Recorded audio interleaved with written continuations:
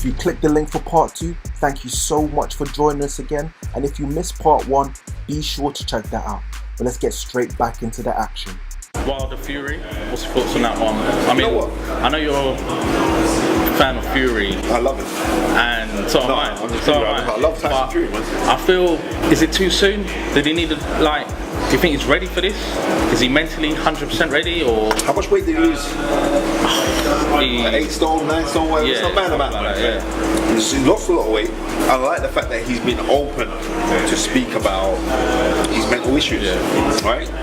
So, and like loads of people do suffer from mental issues. You know what I mean? I've been recently diagnosed with mild form of autism, and I think that, wow, if anyone knew me, you knew I had that for a long time. As far as I'm concerned, he's won the fight already. What he's managed to overcome: drink, drugs, do you know what I mean? Running around being this big fornicator, all these kind of things. He's managed to do all of that. So he's ready to spend his life. Then you've kind of won already. You know what I mean? Irrespective of the result, what happens in the boxing ring, you have won already. I'm telling you this now.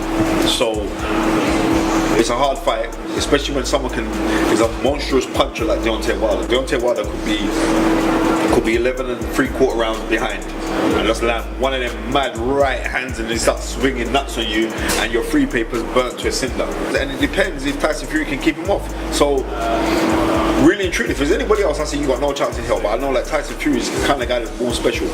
But in saying that, here is someone like Deontay Wilder who walked into a boxing gym and a year and 5 months after medaled at the Olympics. That's crazy. That's mad, right? And it's like certain people don't really touch on that. You got to touch on that to give Deontay Wilder, even though me and him, we've had personal spats against each other. You know what I mean? But really and truly, when we see it was cordial and it's all love, you have to respect that.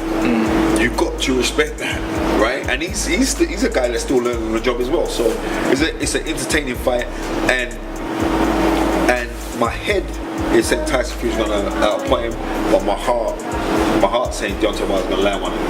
So it's one of them ones. You got 36 minutes to land one. But I am Team Tyson Fury because I just love what the guy's gone through.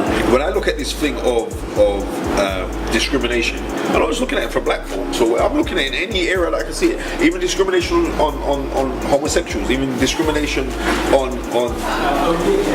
disabled people, right? I know things that were aimed at Tyson Fury were discriminatory to him because he was a traveller.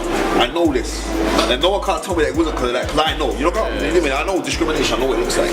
So because of that, I'm saying like I'm rooting for him. And just one more quickly, we've got Brook closer than ever. Is it gonna happen, or? You know who started that, right? You know who started all the beef. You saw when MTK was on the show with me. Yeah. You saw it, right? And from there, trust me, Eddie Hearn just want to give me a percentage of that. If that fight happened, you want to just give me a percentage. I'll send the agents a screen for him to give me some money.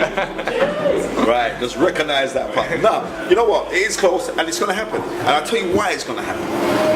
And it's not only because I think Amir Khan originally didn't want to give him a payday. I just think like he weren't interested in that fight because it is a dangerous fight. And then also he's saying, I don't want to give you a payday.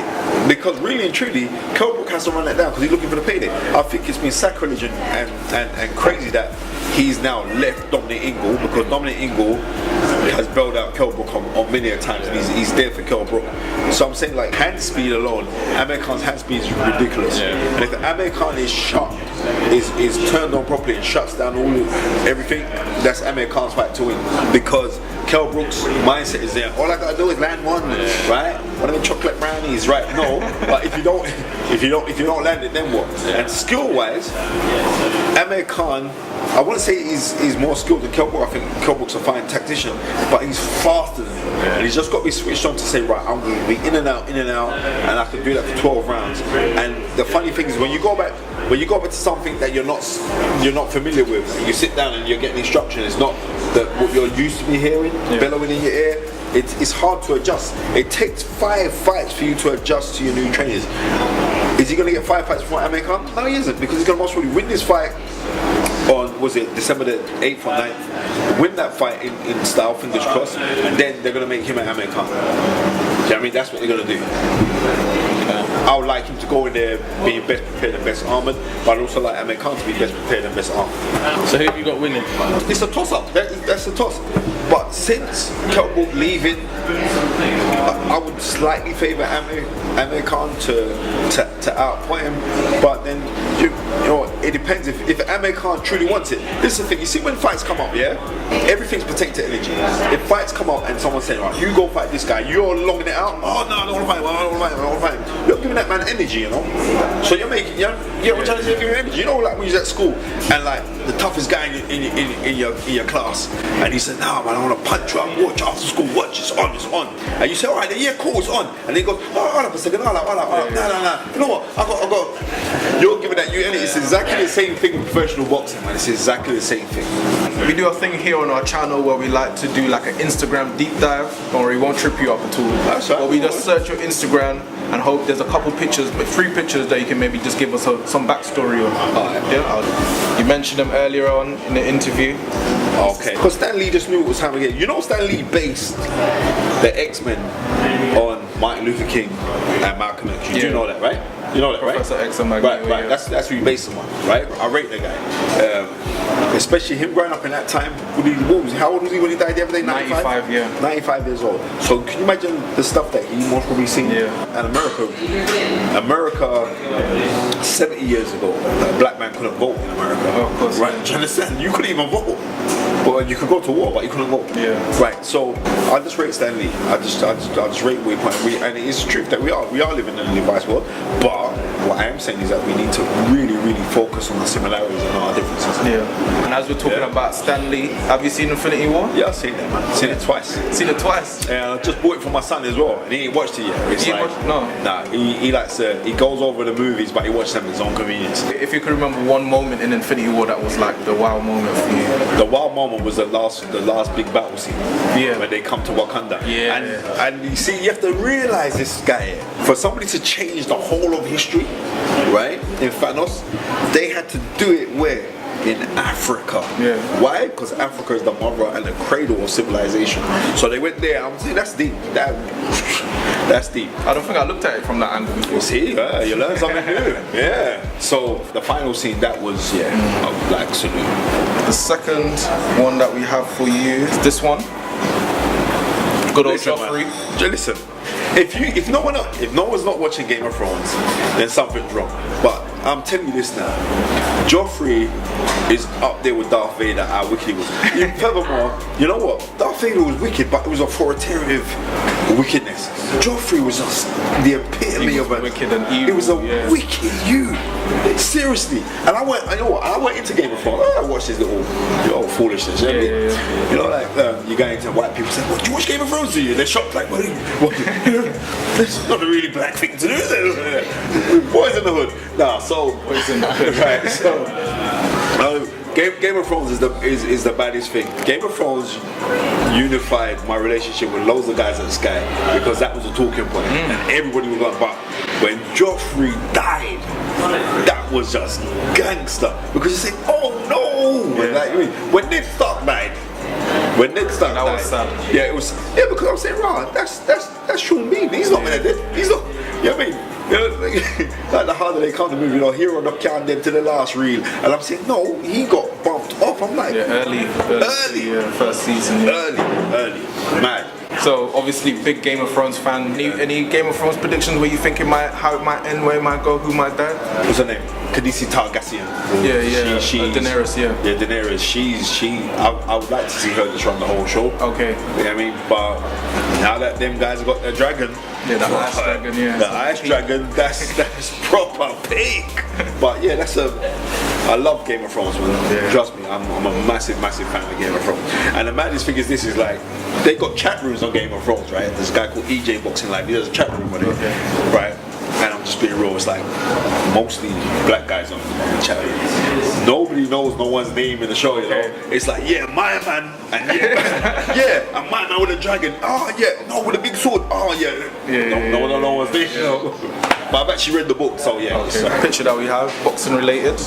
Adrien Broner. Will this young man ever become a force in boxing again? That was in 2013. Yeah, and he hasn't become a force. What he's become forceful in boxing, but he's not become a force. And this Manny Pacquiao fight that he's got right now, I feel sorry for Adrien Broner because he said some crazy things. It's like, he said he was asked by Michelle Joy Phelps, and she's on the podcast as well. Michelle Joy Phelps asked him yesterday, why do you think you haven't kind of crossed over in the way that you have? And he said, no, it's racism.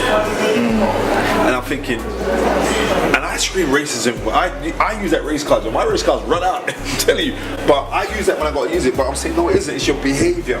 And what I believe, like, what Adrien Broner needs is like a couple elders around him, like to say like the do's and don'ts. You reckon he would listen, man? That's the only thing. No, he needs some elders that he will listen to. He needs some elders that he would look on and say that he respects and that he's going to listen to. You know what I mean?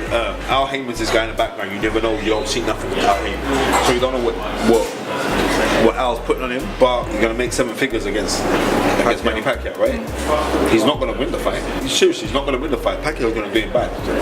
Unless Pacquiao gets grotesquely old overnight, which I cannot see happening, but that's what's going to happen. He's going to lose that fight. And those are the 3 picks that we had on Instagram. I just quickly wanted to touch on your involvement in the MTK Foundation. Oh man, that's the MTK Global Foundation is a massive props to Sandra Vaughan. They approached me and said like, could you do this for us? And I was like, yeah, okay, I'll do this. I'll get on this. And I do a lot of community work. I mean, a lot of community work. So within the community work that I'm doing, it's like they funded it. You know what I mean? They've helped so many things. They've helped like Peckham BMX and like CK Flash MB is my really good friend. We grew up together. We've helped the Manhood Academy bought them a minivan. We've helped autistic kids go on holiday. We've done so many different things. People who got cancer, we put people on help workshops where we send aid to help these people. Like, it's just a fantastic thing, and it's only gonna grow. It's only gonna get bigger. And the thing about it is, this is like something I'm sitting down saying like, ideally, what do I really like doing? You know what I mean? I enjoy the speaking. I'm doing a lot of that, like with the motivational stuff, which I, you know what I mean? Obviously, Les Brown. I get mentored by Les Brown. And when I say let your passion become your paycheck, it's become paramount in my life. But not only that, but people don't understand, when you give back to someone, you go do something good for someone, and they are grateful that you've done it. The buzz that it gives that person is wicked because you've helped them out. But the buzz that it gives you in return is ridiculous. I keep on saying that people, like, life is not a line, it's a circle. You know what I mean? And it's what goes around comes around. So you constantly give out good, you constantly give out good energies and everything else. It's just going to come back to you tenfold. And if everybody's thinking about, you know what, I'm going to do good to a stranger. You're going to do good to people you know, right? And then you feel bad if they don't talk about it, right? Go do good to a stranger. So if they talk about it or they don't talk about it, it doesn't matter because they're strangers. Yeah. Go do good to strangers, and then hopefully that feeling can germinate within inside them, and then they can spread it all around to everybody else. Such a great charity, the MTK Foundation. If you want to find out much more about it, the link for the website is going to be right here and in the description below. Such a great cause. Make sure you can take some time out and visit the link. So I think that's all our questions. Again, Spencer, thank you so much for joining us. You gave us many great stories, many gems along the way. Thank you for joining us. I've got to say to you guys, just keep on doing your thing. I would say again, just let your passion become your paycheck. Keep on doing your thing. Keep on pushing forward, because it's unique what you guys are doing, and you've got a proper setup. And that is fantastic that you've got that put down. So, you know what I mean? And you keep on doing that, then things, it's going to bust. Trust me, it's going to bust. But you just got to be persistent with it. Yeah. You know what I mean? And then you got to be consistent with your consistency. Those are people who are consistent, but you're consistent with your consistency. You got to be on the fact that you're on it. You got to be on it. I agree. And then when you're on it, trust me, you're going to get the naysayers and the haters and all the rest of it. And that's when you know you made it. Right now, everyone goes, you go there. When it starts to bust, all up a second now. Right. Just keep on pushing forward, man. You're going to tear this thing up, man. Trust me, I know. Thank you, I appreciate that a lot. Thank you a lot. Also, a big thank you to Cafe Mimosa for hosting us here in Norwood Junction. But yeah, so until next time, see you soon. Thank you to Spencer again. Until next time, peace.